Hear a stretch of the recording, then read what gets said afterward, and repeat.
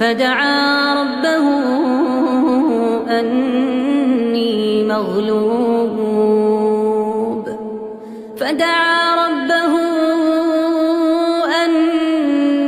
مغلوب فانتصر. ففتحنا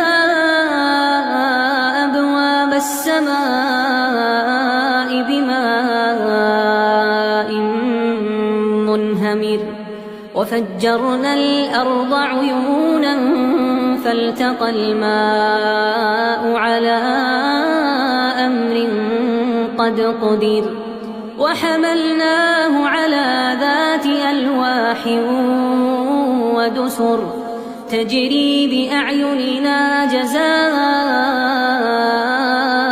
لمن كان كفر.